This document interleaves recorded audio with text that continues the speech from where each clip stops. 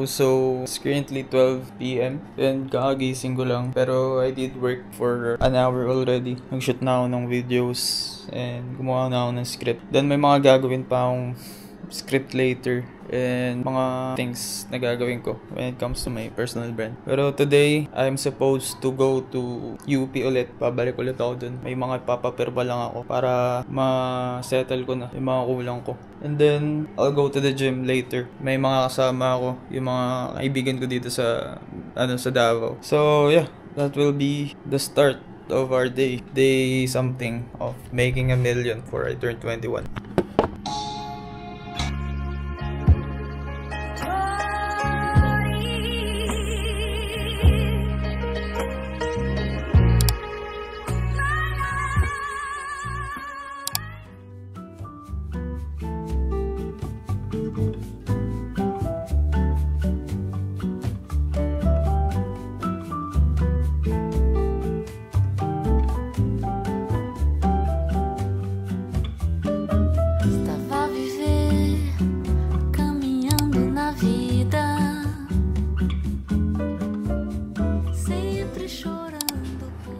Yo, so just woke up and it's moving day.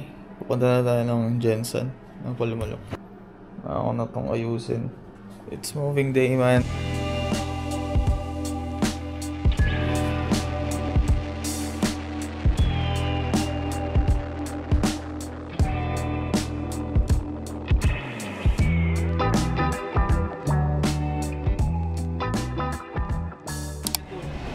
Bumili ako nito kahapon. Chicken overload. Ano pa? Shawarma overload. Dito na ako guys sa Palumulok. Alam mo naman. Kain mo. Lubat ka na oh. Oh, ba't na ako? Nakain lang kami shawarma. Tsaka fries. Yeah, yung shawarma.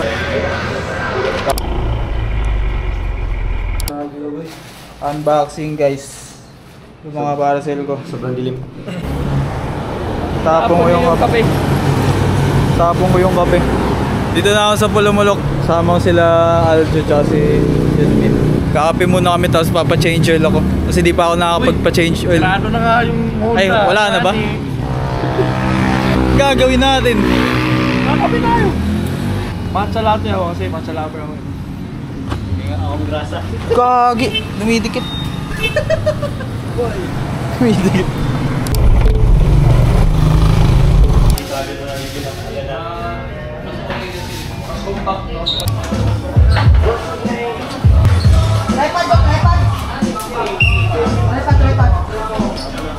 Kakain kami guys ng dinner.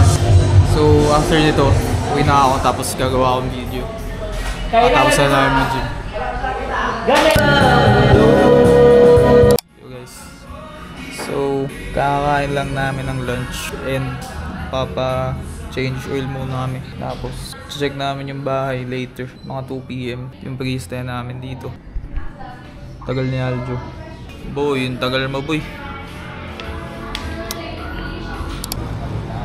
Honda. Nalay.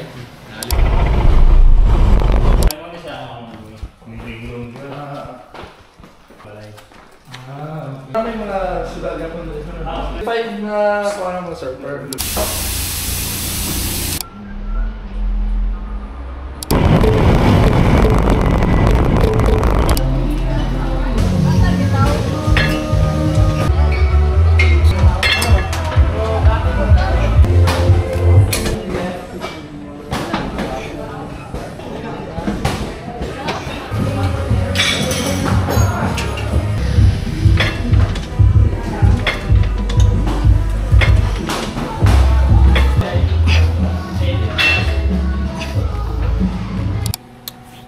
So currently here at the Airbnb and hindi ako nakatulog kanina na maayos. So medyo late na ako nagising and currently papaantok lang ako, just working, doing some work para makatulog ng maaga.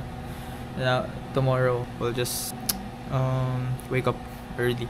By the way, may nahanap na kaming place to stay dito sa South Cotabato and it's actually a good price. So maybe next week we'll be moving in and dun kami mag-grind for the next coming days.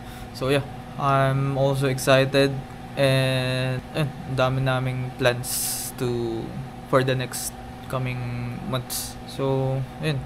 I'll just finish this and then I'll probably get some sleep.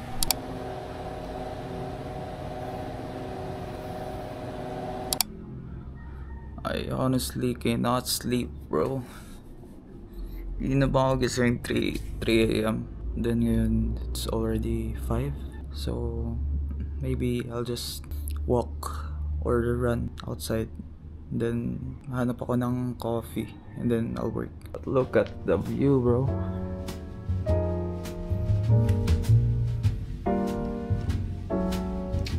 There's mountains there. Tapasin natin. Try natin.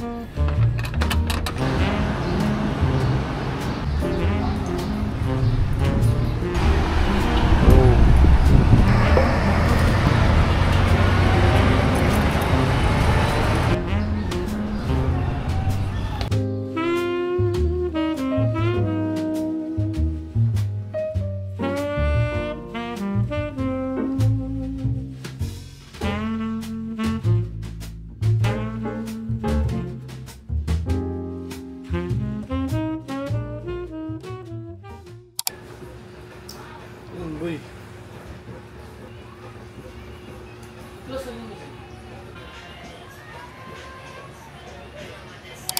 What's up guys? So currently dito kami sa garage. Ay hindi pala to garage, Fit Club pala to. Fit Club. Fit Club pala to. And since rest day kami, active rest, di kami magbubuhat, magte-training kami ng boxing. So magbo-boxing kami ngayon dito. Sama ko si Aljo. Si Aljo sa harap ko. Tagal na ako hindi nakakapag-boxing. Ilang years na. Pero yun yung isa sa mga first na skill na inaral ko rin. Kasi may libreng training before sa Antipolo. Pero ngayon dito ako sa Pulong-Ulok. Magte-train na ulit kami ng boxing. So hindi ko alam kung marunong pa ako. Pero I think may muscle memory naman. Siguro medyo nawala lang yung ibang skill ko. Pero kaya naman. Tingin ko lang si Aljo. Ang tagal ni Aljo eh. Performative final, boss.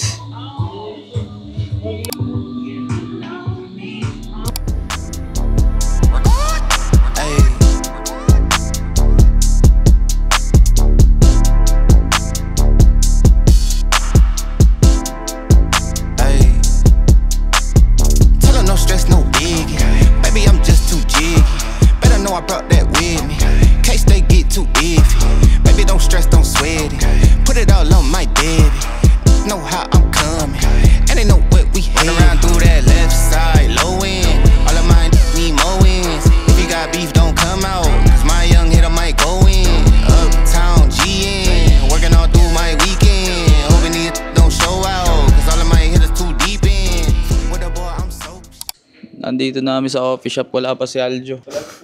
Wala pa yung kupal. Dapat magsisimba kami ngayon. Tapos hindi gumising. Pero magsisimba pa kami mamaya. Mga later pa. Mga 3 p.m. Ngayon pupunta kami ng Jensen. Bibili kami ng boxing gloves tsaka hand drops. Kupal! Wala dito, kupal!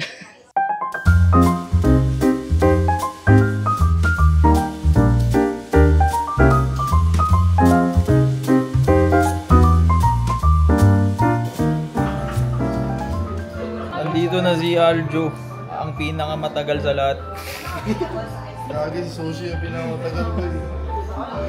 May basa sa akin. You're wasting my time, man. I'm in Jensen later. Guys, dito kami sa TLC. Nagigising ako ng late. Kasi nga, hindi nag-alarm yung watch ko. Kaya punishment ng watch ko, suotin ko yung Rolex ko. Authentic yan guys, binigay yan ni parang JC. Boy, saan yung Rolex mo boy? Patingin nga. Saan mo Apple Watch Daytona. Uy, hindi ako late. Yung late, nakahabol pa. Ako hindi talaga. Aga ka pa para sa ano. Yung late guys, nakahabol pa. Para mamaya. Ako hindi talaga. Kaya kami ng Jensen para mag-rally. pang youngster na ako. Guys, we're going to rob a bank. First bank ito, open bank. Init. Init pala. Yawa na.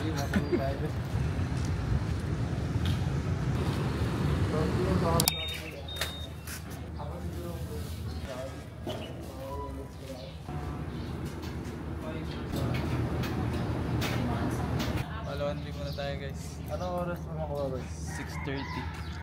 Doon na kami kay Jaren. Tapos na kami Jensen. Bili kami ng boxing gloves. Tapos sun drops kasi magpa-boxing na kami.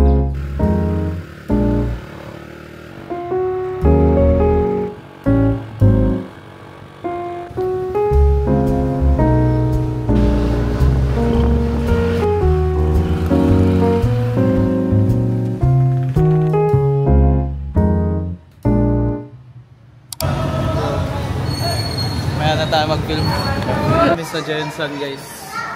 Bili kami ng gloves tsaka mga boxing equipment kasi magbo-boxing namin. Ngayon na ako nakarating dito, tsaka taga dito.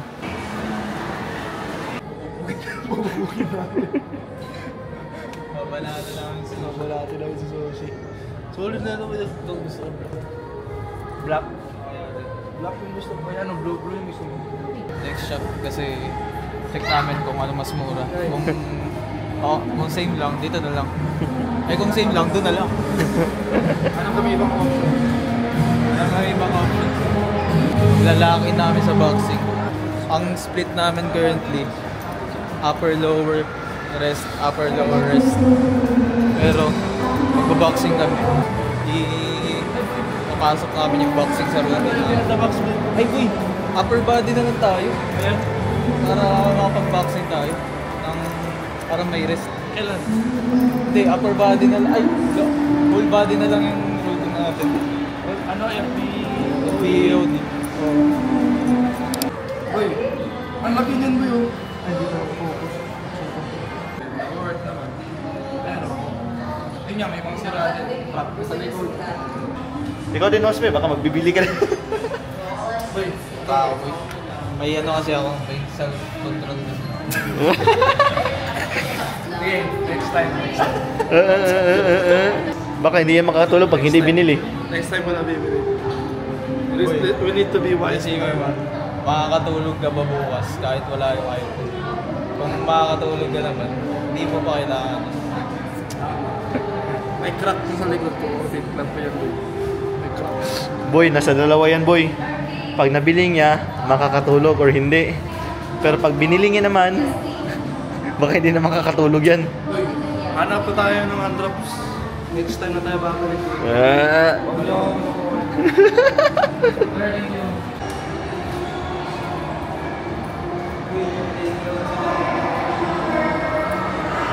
Same price eh. Tinaw ko sa speed price. I-mix natin yan. 3,300, di ba? 3,298. So, just gina ko oras mo. Kung bayad tayo mo rin, wala may problema. Bayad problema.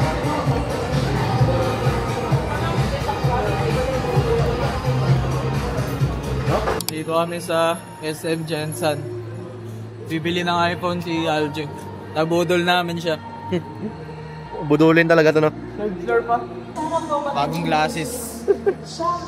Check yellow kasi. Ay. Yellow basket lang yan sa Ani Studios.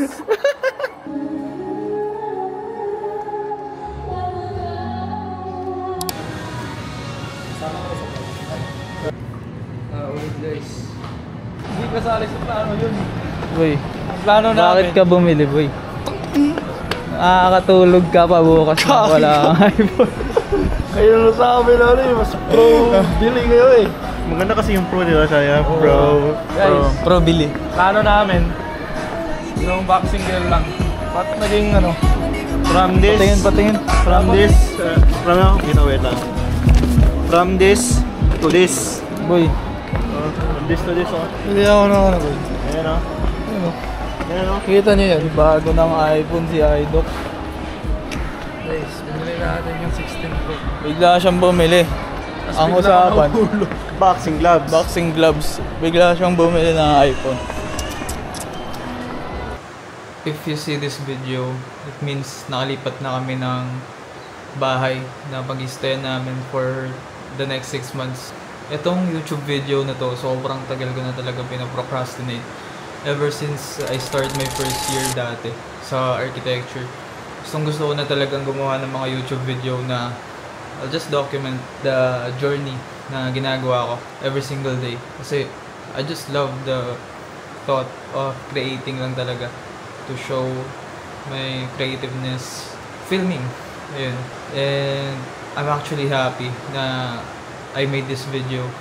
And even though hindi ko sure kung ito na ba yung possible most quality video that I will ever post, I mean, I'm really happy kasi it's a start for me to post more of these videos. So, ayun lang siguro yung naging takeaway ko this week, na whatever it is you want to start, meron talagang overthinking kasi gusto mo na maganda yung ilalabas mo, pero you will never start if you want to make things perfect. And perfect will never come kung bago ka pa lang. And the more you put out something, the more you fail, the more you learn, the more pieces you get to attach to each other so that the next things na mga gagawin mo will become better. So, this coming weeks, maybe magpo-focus lang kami sa mga bagay na kailangan namin pag-focus on: content, brand deals, affiliate marketing, mentorship, and all the things. And we will try our best. I will try my best to achieve yung income and goal ko on this month. So, this became a rough month. Medyo umuulan. This became a rough month, I think, kasi tumaas talaga yung expenses ko. Pumunta kami from Luzon to Manila from Luzon to Davao to Polomolok ng nakamotor. Gumastos ako ng malaki for Airbnbs na pinag-stayan namin. Ngayon, nagbayad ako ng renta. I know, mababawi ko naman siya on the next coming months, na lalo sa ngayon since nandito kami sa Polomolok. Unlike sa Manila, mas malaki talaga yung expenses sa Manila, pero dito mas makakapagtipid kami. And meron actually akong event sa this October 3 sa BGC, pero hindi ako makakapunta kasi mag-settle muna kami dito, get back on my feet muna, be consistent, and ayun, support my family rin. Kailangan din nila ng tulong. So yun muna yung mga gagawin ko. Hindi muna ako makakapunta on that event. Focus muna kasama sila Aljo, get better. Yun lang for this week. I'll see you guys on the next weeks na sa mga gagawin pa namin.